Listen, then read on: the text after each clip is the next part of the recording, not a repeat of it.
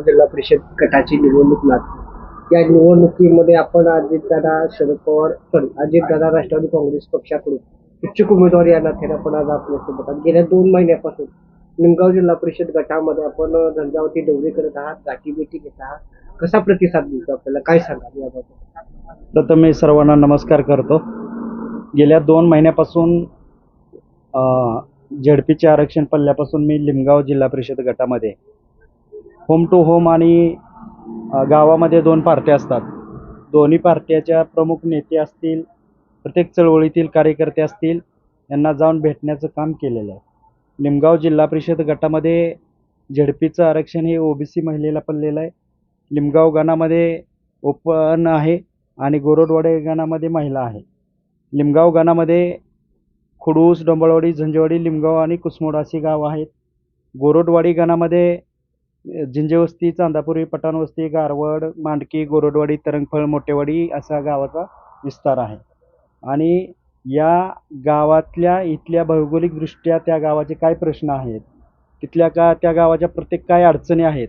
मी चळवळीतला कार्यकर्ता असल्यामुळं गेले 10-15 वर्ष झालं मला हे असल्यामुळं मला या गटाचा 2 महिन्यामध्ये जो अभ्यास करायला मदत झाली। पूर्वीचं तिथं मित्रपरिवार आहे मार्गदर्शकांचं सगळ्यांचं, त्यामुळं तिथले स्थानिक प्रश्न काय आहेत, विशेषतः गोरडवाडी गण हा नीरा देवधरच्या प्रश्नामध्ये येतो, त्यामध्ये फक्त जिंजेवस्ती गावाचा समावेश होत नाही आहे। नळाच्या खाली जो लिंगाव गट आहे त्याच्यामध्ये पण काही आता जलजीवनच्या खुडूसमध्ये का लिंगावमध्ये योजना चालू आहेत, सर्वसामान्य दलित वस्तीची काही कामं आहेत। खऱ्या अर्थानं या लिंगाव जिल्हा परिषद गटामध्ये माझी पत्नी शोभाताई सतीश कुलाळ यांची उमेदवारी मी परवाच मालिंगरायच्या साक्षीनं जाहीर केलेली आहे आणि मी राष्ट्रवादीकडून या उमेदवारीसाठी इच्छुक आहे।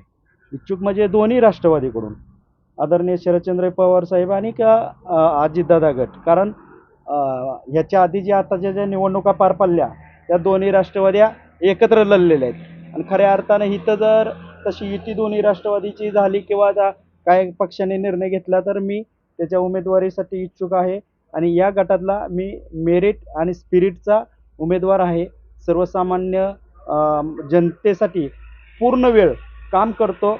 माझ्या पत्नीचं शिक्षण हे ग्रॅज्युएट आहे, तिचं मराठी, इंग्रजी, टायपिंग, MSc झालेलं आहे। माझं शिक्षण MA BEd mass communication journalism, मी लॉचा ॲपियर विद्यार्थी आहे आणि मी पूर्ण वेळ गेली 15 वर्ष झालं धनगर समाजाचे प्रश्न असतील, ओबीसीचे प्रश्न असतील, दीनदलितांचे, उपेक्षित वंचितांचे, शेतकऱ्याच्या प्रश्नावरती प्रत्येक आंदोलनामध्ये आहे।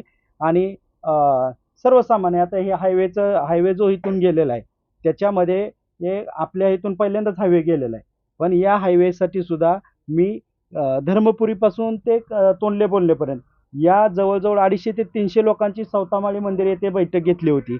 माझे मित्र हायवेचे काम करणारे ॲडव्होकेट गुणल आहेत की आपल्या सर्वसामान्य शेतकऱ्यांना नॅशनल हायवेचे कायदे माहीत नसतात आणि बाबा मग आपण आपल्या जमिनीतून हा हायवे जातोय तर शासनाकडून आपण नुकसान भरपाईचा त्याचा परतावा कसा घेतला पाहिजे, त्याचं शासनदारी काय आपल्याला अडचणी आल्या तर त्या कशा सोडवल्या पाहिजे।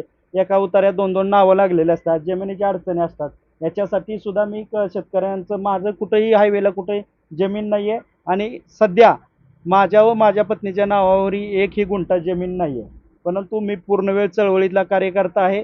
मी लढणारा आहे, अजिबात रडणारा नाही। मी इलेक्शन राजकारण हा माझ्यासाठी पार्ट क्रमांक 2चा विषय आहे, सामाजिक चळवळ हा माझ्यासाठी 1 नंबरचा विषय आहे। काही जरी झालं, मी इलेक्शन लढलो, उमेदवारी नाही मिळाली किंवा पडलो, काही जरी झालं तरी दुसऱ्या सेकंदापासून मी जनतेच्या कामासाठी त्वरित माझ्या श्वासात स्वतः असेपर्यंत, कारण माझा जन्मच ह्याच्यासाठी झाला आहे। तुम्ही त्याचे साक्षीदार आहात, मी दुसरं काही करत नाही। गेल्या 2-3 महिन्यापासूनचा तुम्ही जर माझा दौरा बघितला असेल तर सकाळी 7ला दिवस चालू होतो, संध्याकाळी 1ला मी येऊन घरी थांबतोय।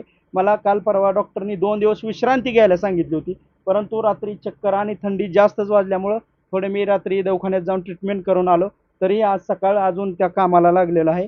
काही जरी झालं तर माझ्या शेवटच्या श्वासापर्यंत मी थांबणार नाही आहे। ही उमेदवारी ओबीसीसाठी आहे, या राज्यामध्ये मी ओबीसी चेहरा म्हणून काम करतोय आणि निवडणुकीपुरतं कोण जर ओबीसी समोरून पुढे येत असेल तर माझी उमेदवारी ही लिंगाव जिल्हा परिषद गटातील मतदारांची आहे, लोकातून आहे, जनतेतून आहे मी लोकांपर्यंत पोहोचलेलो आहे. मी माझं लोकांपर्यंत काम घेऊन जातोय आणि मला तेवढा अधिकार आहे की मी जे काम करतोय त्या मतदानाचं हक किंवा ते दान माझ्या पदरात त्यांनी द्यावं यासाठी ते मागण्यासाठी मला माझा तेवढा अधिकार आहे. या उद्देशाने या निवडणुकीत मी इच्छुक आणि सहभागी आहे. आता आपण सांगितलं की काल परवा ज्या निवडणुका पार पडल्या, नगर परिषद असेल, महानगरपालिका, त्यामध्ये दोन्ही राष्ट्रवादी एकत्रित झाल्या. तशाच म्हैसूर तालुक्यामध्ये दोन्ही राष्ट्रवादी एकत्र येतील का, किंवा तशी चर्चा वगैरे झाली? नाही, सध्या तरी बघा, आता मी बैलगाडा शर्यत घेतली होती. त्या बैलगाडा शर्यतीमध्ये मी दोन्ही पक्षाचे फोटो टाकलेले होते. ते बॅनर बघून सर्वांना समाधान वाटलं. पण हा जो निर्णय आहे तो वरिष्ठांचा निर्णय आहे. जिल्हा लेवलला वर अजितदादा असतील, आदरणीय पवार साहेबांचे असतील, आदरणीय धैर्यशील मोहिते पाटील हे सोलापूर लोकसभेचे निरीक्षक होते. त्यावेळेस त्यांनी स्टेटमेंट दिलेलं होतं की अजितदादांच्या पक्षाची आम्हाला ऑफर आली तर आम्ही त्या संदर्भात विचार करूया. वरिष्ठ नेते त्या बाबतीत पॉझिटिव्ह आहेत आम्हाला वाटतंय आणि हे शक्य आहे आणि का आम्ही समाधानी आहोत. घेतील का युतीसाठी एकत्रित येण्यासाठी जवळचे होते पाटील? नाही, आता पक्षाचा जो काय आदेश येईल, आदरणीय धवलदादा असतील, धवलदादा या तालुक्याचे निवडणुकीचे प्रभारी आहेत. त्यामध्ये उमेशदादा असतील, धवलदादा असतील, हे पक्षाकडे रिपोर्टिंग करतील.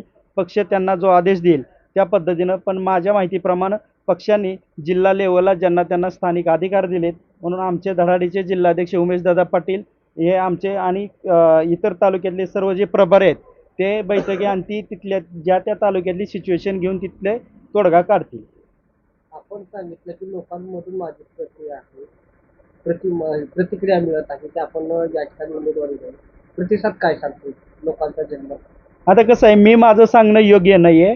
तुम्ही लोकांचा पोल घ्या, लोकांच्या मनातून काय उमेदवार आहे आणि यामध्ये लोकांमध्ये माझं आडनाव ठवरे नाही आहे, यात माझी काही चूक नाही आहे. त्यामुळं तुम्ही लोकांच्या प्रतिक्रिया घ्या. मी काम प्रामाणिक करतोय. माझं शिक्षण, माझं चारित्र्य तपासा. कोणी जरी 10 पैसे जरी कधी घ्या, तर 10-15 वर्षात सतीश कुलाळकर आहेत तर कोण म्हणलं, किंवा एवढी मी बैलगाडा 2 दिवस सलग घेतली, कोणाचे 5 पैसे जरी घेतले असले तरी आजपर्यंत सांगावं, मला 2 मुलीच आहेत. मी फुले शाहू आंबेडकराचा, समतेच्या विचाराचा, संविधानिक विचाराचा माणूस आहे आणि मी ह्या निवडणुका काय टक्केवारी खायला किंवा पैसा प्रॉपर्टी मिळवायला का करत नाही आहे. मग महात्मा फुले असतील, फुले शाहू आंबेडकर यांच्या विचाराने, संत गाडगे बाबा यांच्या विचारानं आहे. संत गाडगे बाबा हे नेहमी म्हणायचे की जे के रंजिले गांजले त्यास म्हणी जो आपले, तोची साधू ओळखावा तेथीच देव जाणावा. तसंच आमचे महात्मा फुले सुद्धा म्हणायचे की विद्याविना मती गेली, मतीविना गती गेली, गतीविना वित्त गेले, वित्तविना शूद्र गेले, खचले शूद्रविना इतके अनर्थ झाले.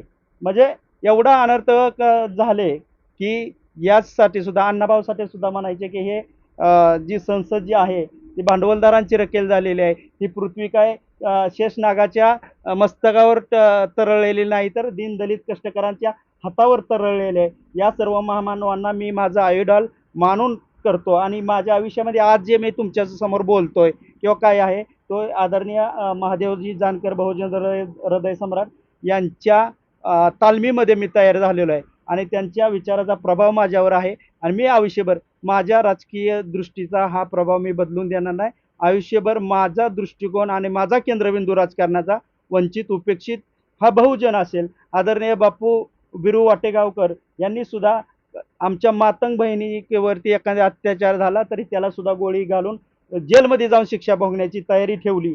म्हणजे अशा, त्यामुळं सतीश कुलाळ सुद्धा इथून पुढे सुद्धा कुणावरही, सर्वसामान्यावर जरी अन्याय झाला तरी मी त्या सर्वसामान्यासाठी अन्याय करणाऱ्याच्या विरोधात फाटी ओढून तिथं येईन. काही त्याचे परिणाम होतील, पण मी सर्वांना शब्द देतो आणि सर्वांना माहीत आहे सतीश कुलाळ फाटी ओढतो का नाही, त्याच्याबद्दल मला नव्यानं सांगायची गरज नाही. धन्यवाद.